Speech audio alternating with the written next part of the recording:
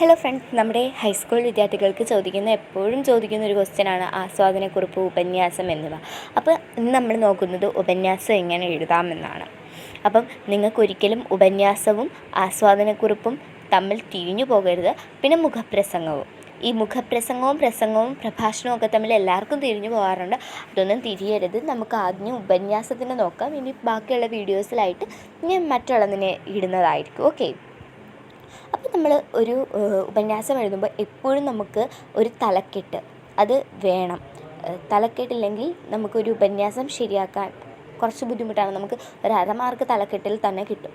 പിന്നെ നമ്മൾ എഴുതേണ്ടതാണ് നമ്മുടെ ആമുഖം. അതിലെന്താണ് പറയുന്നതെന്ന് ആമുഖം എഴുതണം. അത് പാരഗ്രാഫ് തിരിച്ച് വേണം, അല്ലെങ്കിൽ ഖണ്ഡികയായി വേണം എഴുതാൻ. അപ്പോൾ ഖണ്ഡികയായിട്ട് തന്നെ തിരിച്ചെഴുതണം.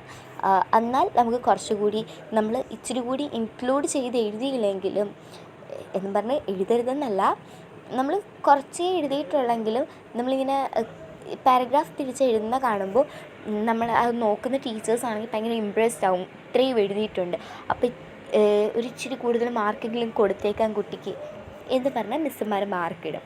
പിന്നെ നമുക്കിപ്പോൾ ഒരു കവിതയോ ഒരു കഥയോ എന്തും തന്നെ ആവട്ടെ തരുന്നത്, അതിൻ്റെ ആശയം നമ്മളതിനകത്ത് എഴുതാൻ ഒരിക്കലും മറക്കരുത്. ആശയം എഴുതിയില്ലെങ്കിൽ ഉപന്യാസത്തിന് മാർക്ക് തരില്ല.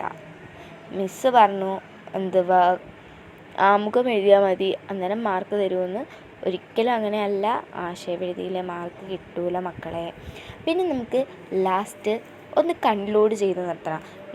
നിങ്ങളിപ്പോൾ ഒരു ലെറ്റർ എഴുതിക്കോട്ടെ, അല്ലെങ്കിൽ ഡയറി എഴുതിക്കോട്ടെ, അല്ലെങ്കിൽ പ്രസംഗം എഴുതിക്കോട്ടെ, നമ്മളിപ്പോൾ എന്തെങ്കിലും ഒരു കാര്യം സംസാരിക്കട്ടെ, അപ്പോഴെല്ലാം നമ്മളതൊന്ന് കൺക്ലൂഡ് ചെയ്ത് നിർത്താറില്ലേ? അതുപോലെ ഒരു ഉപസംഹാരം ഇവിടെയും നമ്മൾ ശരിയാക്കണം. ഒരു ഉപസംഹാരം ഇവിടെയും ശരിയാക്കി കഴിഞ്ഞാൽ നമ്മുടെ എന്ത് റെഡിയാവും?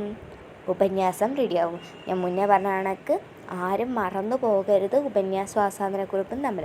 പിന്നെ നിങ്ങൾ എൻ്റെ വീഡിയോ ആദ്യമായിട്ടാണ് കാണുന്നതെന്ന് എനിക്ക് തോന്നുന്നുണ്ട്. അപ്പം നിങ്ങൾ പോയി ഒന്ന് സബ്സ്ക്രൈബ് ചെയ്യുക, പിന്നെ ലൈക്ക് ചെയ്യുക. നിങ്ങളുടെ കൂടുതൽ ഫ്രണ്ട്സിൻ്റെ അടുത്ത് ഇതിനെക്കുറിച്ച്, ഈ വീഡിയോസിനെ കുറിച്ചൊക്കെ ഒന്ന് പറഞ്ഞുകൂടി കൊടുക്കുക. ബൈ.